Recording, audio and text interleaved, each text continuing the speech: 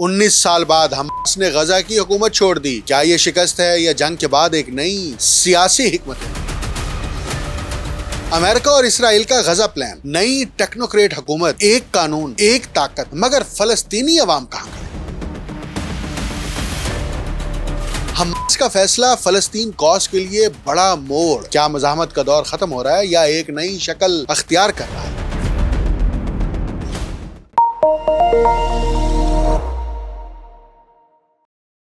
آپ دیکھ رہے ہیں انٹول سٹوری ود ڈاکٹر اکمل سومرو.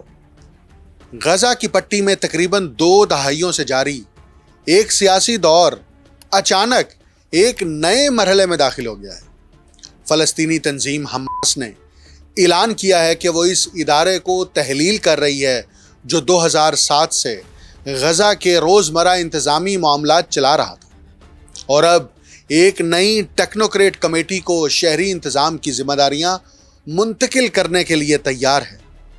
بظاہر یہ ایک انتظامی فیصلہ دکھائی دیتا ہے، لیکن مشرق وسطیٰ کی سیاست میں اس کی گونج کہیں زیادہ گہری ہے.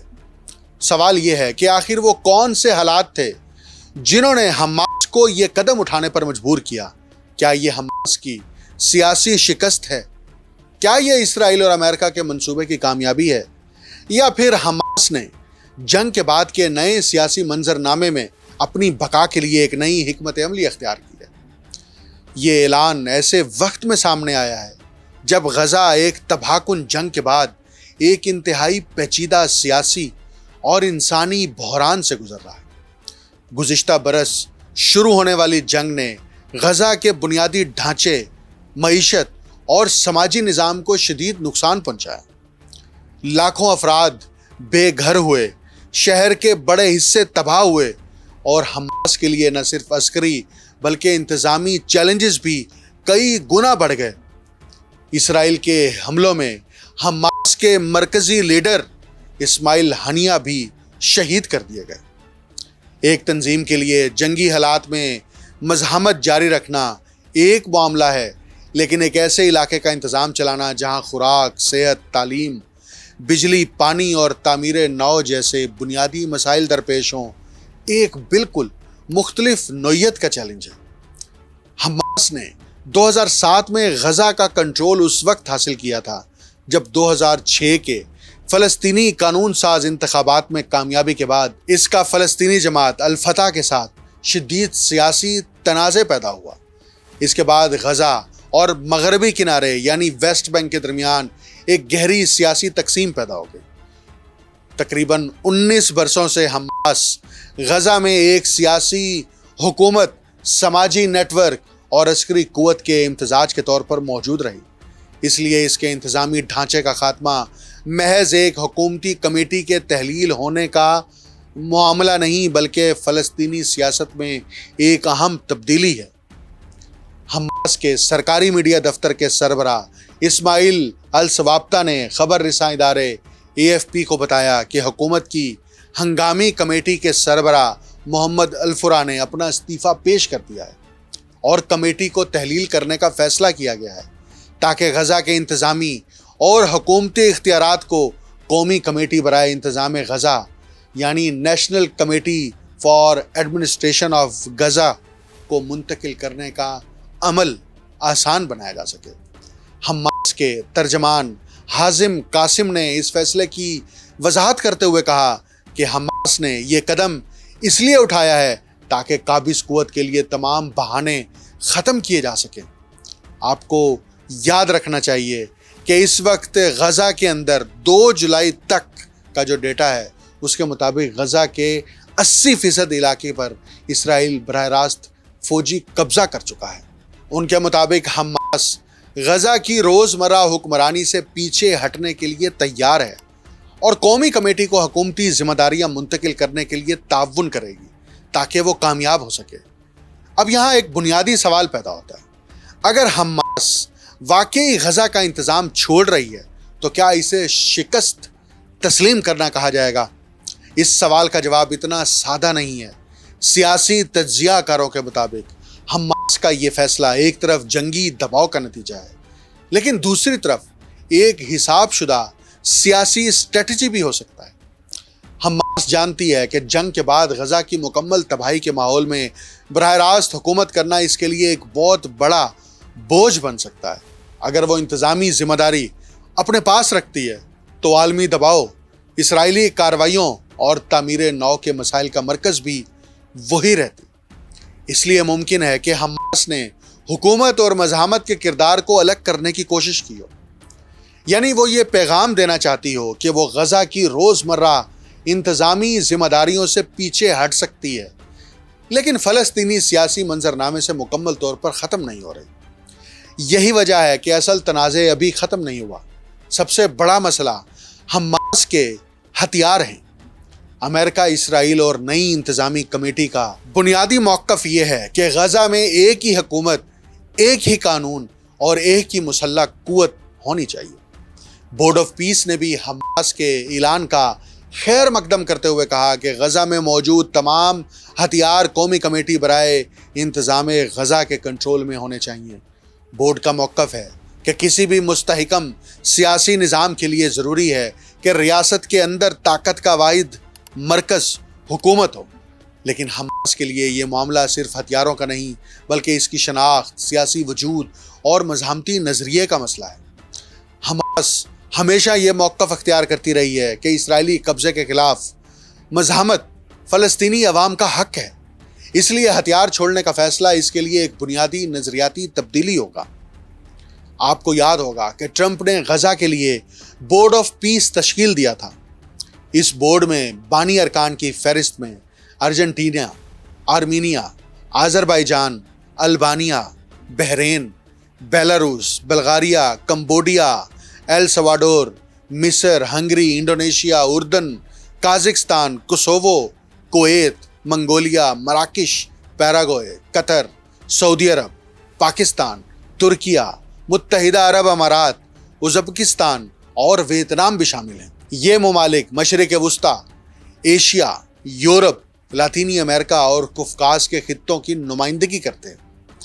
غزہ کے سیاسی ماہر مخیمار ابو سادہ نے بھی اسی نقطے کی طرف اشارہ کرتے ہوئے کہا کہ اصل مسئلہ حماس کی حکومتی کمیٹی کو تحلیل کرنا نہیں بلکہ اس کا غیر مسلح ہونے پر اتفاق کرنا ہے۔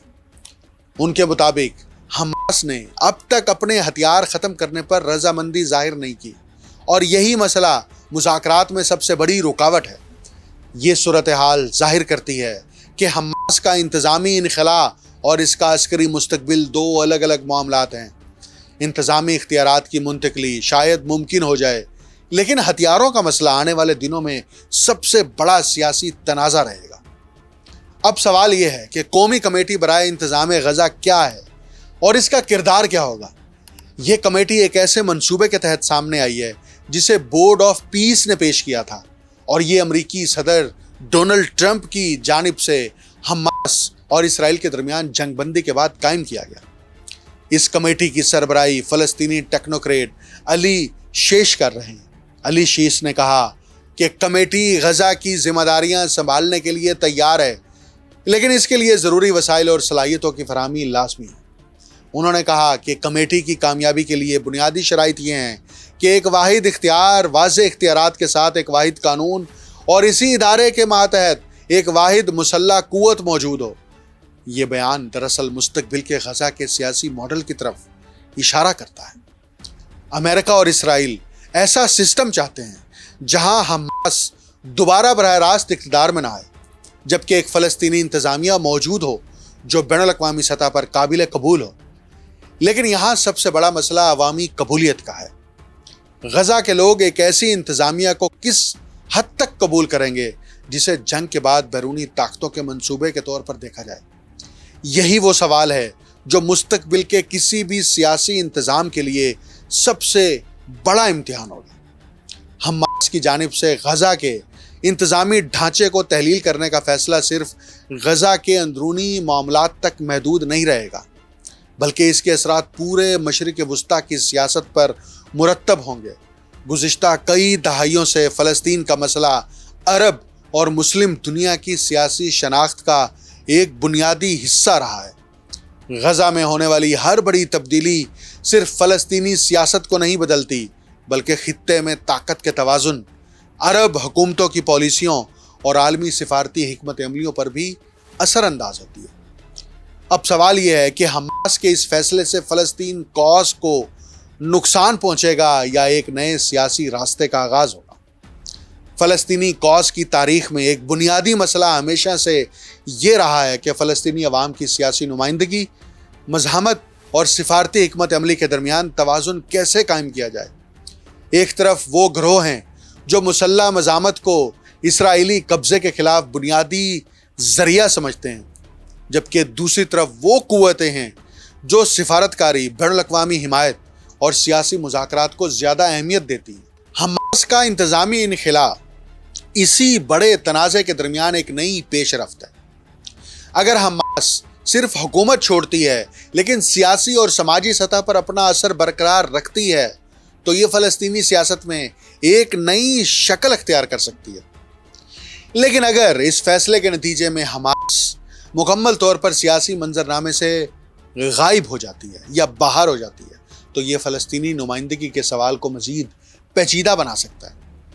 یہ بات سمجھنا ضروری ہے کہ فلسطین کا مسئلہ صرف ایک تنظیم یا حکومت کا مسئلہ نہیں ہے، یہ ایک قومی مسئلہ ہے جس کا تعلق لاکھوں فلسطینیوں کے سیاسی حقوق، ریاستی شناخت، آزادی اور مستقبل سے ہے۔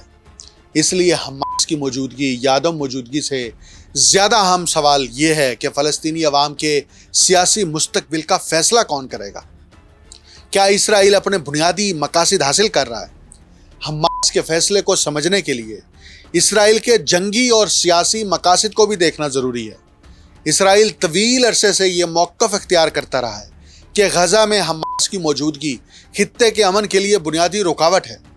اسی لیے جنگ کے دوران اسرائیلی قیادت نے بار بار کہا کہ وہ حماس کے عسکری اور حکومتی ڈھانچے کو ختم کرنا چاہتی ہے۔ اگر دیکھا جائے تو حماس کا انتظامی ادارہ تحلیل کرنا اسرائیل کے لیے ایک مطالبے سے مطابقت رکھتا ہے، کیونکہ اسرائیل غزہ میں حماس کی دوبارہ حکومت کو قبول کرنے کے لیے تیار نہیں۔ لیکن یہاں ایک پیچیدہ سوال پیدا ہوتا ہے، کیا صرف حکومتی ڈھانچہ ختم کرنے سے حماس کا خاتمہ ممکن ہے؟ تاریخ بتاتی ہے کہ کسی ایک سیاسی یا مزاحمتی تحریک کو صرف فوجی کارروائی کے ذریعے ختم کرنا ہمیشہ آسان نہیں ہوتا۔ کئی مرتبہ ایسی تنظیمیں کمزور ہونے کے بعد بھی نئے سیاسی یا سماجی انداز میں دوبارہ ابھر آتی ہیں۔ حماس کا اصل اثر صرف اس کی عسکری طاقت سے نہیں بلکہ اس کے سماجی نیٹ ورک، مذہبی اداروں، سیاسی بیانیے اور فلسطینی معاشرے کے ایک حصے میں موجود حمایت سے بھی جڑا ہوا ہے۔ اسی لیے اگر جنگ کے بعد غزہ میں صرف ایک نئی انتظامیہ قائم کر دی جاتی ہے لیکن بنیادی سیاسی مسائل، قبضہ، فلسطینی ریاست کا سوال اور معاشی تباہی حل نہیں ہوتے تو خطے میں عدم استحکام دوبارہ پیدا ہو سکتا ہے۔ امریکہ کا جو منصوبہ ہے وہ غزہ کے نئے سیاسی ماڈل سے متعلق ہے۔ امریکہ طویل عرصے سے مشرق وسطیٰ میں ایسا سیاسی حل تلاش کرنے کی کوشش کرتا رہا ہے جس میں اسرائیل کی سلامتی اور فلسطینی انتظامی ڈھانچے کے درمیان توازن قائم کیا جا سکے۔ غزہ کے لیے قومی کمیٹی برائے انتظام غزہ کا تصور بھی اسی تناظر میں دیکھا جا سکتا ہے۔ اس منصوبے کا بنیادی خیال یہ ہے کہ غزہ کا انتظام ایک ایسی فلسطینی ٹیکنوکریٹ ایڈمنسٹریشن کے پاس ہو جو حماس سے الگ ہو، بین الاقوامی حمایت حاصل کر سکے اور تعمیر نو کے عمل کو آگے بڑھا سکے۔ لیکن اس منصوبے کو کئی بڑے چیلنجز کا سامنا ہے۔ سب سے پہلا مسئلہ عوامی قبولیت ہے۔ اگر غزہ کے عوام کو یہ محسوس ہوا کہ نئی انتظامیہ ان کی مرضی کے بجائے بیرونی طاقتوں کے فیصلے کے تحت قائم کی گئی ہے تو اس کی سیاسی بنیاد کمزور ہو سکتی ہے۔ دوسرا مسئلہ سلامتی کا ہے۔ اگر حماس یا دیگر فلسطینی گروپس مکمل طور پر غیر مسلح نہیں ہوتے تو نئی انتظامیہ کے لیے امن و امان قائم رکھنا انتہائی مشکل ہوگا۔ تیسرا مسئلہ فلسطینی اتحاد کا ہے۔ غزہ اور ویسٹ بینک کے درمیان موجود سیاسی تقسیم گزشتہ تقریباً 2 دہائیوں سے فلسطینی سیاست کی سب سے بڑی کمزوری رہی ہے۔ ایک اہم سوال یہ بھی ہے کہ اگر حماس نہیں تو پھر غزہ کون چلائے گا؟ بہت سے عالمی حلقوں میں فلسطینی اتھارٹی کا نام لیا جاتا ہے، لیکن موجودہ صورتحال میں اس راستے میں کئی مشکلات موجود ہیں۔ اسرائیل ایک طرف حماس کی واپسی کو مسترد کرتا ہے لیکن دوسری طرف وہ رام اللہ میں قائم فلسطینی اتھارٹی کو بھی فوری طور پر غزہ کا مکمل کنٹرول دینے کے لیے تیار نہیں۔ اسرائیل کے کچھ حلقے فلسطینی اتھارٹی کو کمزور اور غیر مؤثر سمجھتے ہیں، جبکہ فلسطینی معاشرے کے ایک حصے میں بھی اس کی مقبولیت محدود ہے۔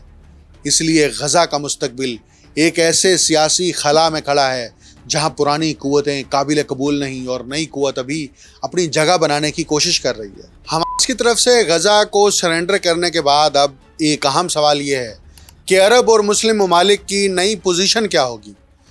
حماس کے فیصلے کے بعد عرب اور مسلم ممالک کے لیے بھی ایک نیا سفارتی امتحان شروع ہو گیا ہے۔ گزشتہ کئی برسوں سے عرب ممالک کے اندر فلسطین کے مسئلے پر ایک بنیادی تبدیلی آئی ہے۔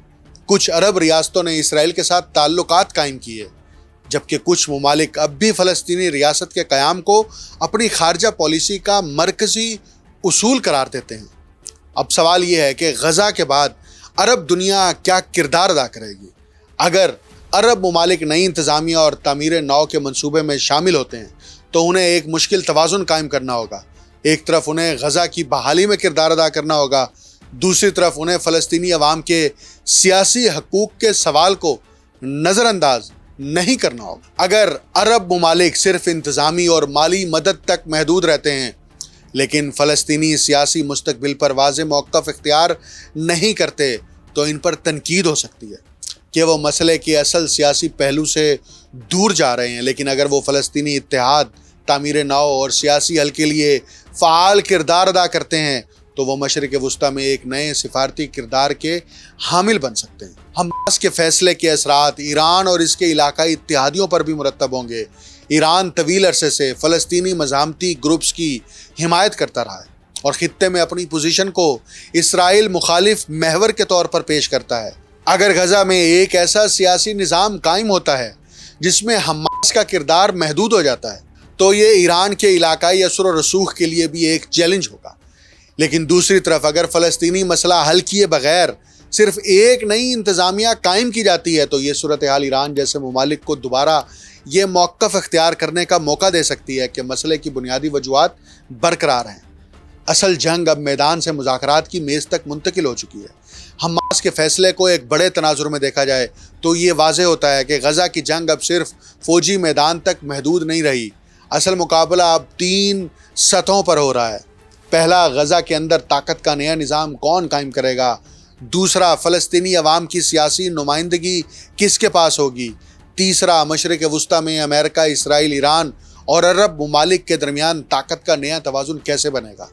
حماس کا انتظامی انخلا ایک تاریخی لمحہ ضرور ہے، لیکن یہ غزہ کے بحران کا اختتام نہیں ہے، بلکہ شاید یہ ایک نئے مرحلے کا آغاز ہے جہاں بندوقوں کے بجائے سیاسی حکمت عملی، سفارتی اتحاد اور تعمیر نو کی طاقت فیصلہ کن کردار ادا کرے گی۔ غزہ میں حماس کا انتظامی ڈھانچہ ختم ہونا بظاہر ایک بڑی سیاسی تبدیلی ہے، لیکن اس کے حقیقی اثرات آنے والے برسوں میں سامنے آئیں گے۔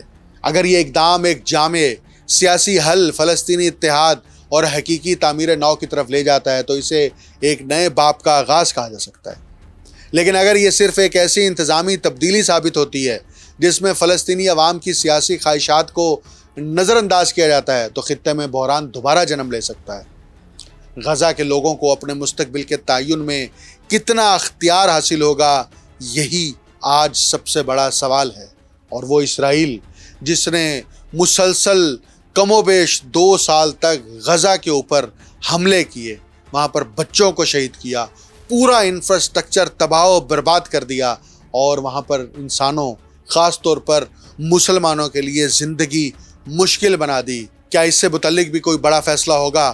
اپنی رائے سے تبصرے میں ضرور آگاہ کیجیے۔ مجھے ڈاکٹر اکمل سومرو کو اجازت دیجیے۔ اللہ حافظ۔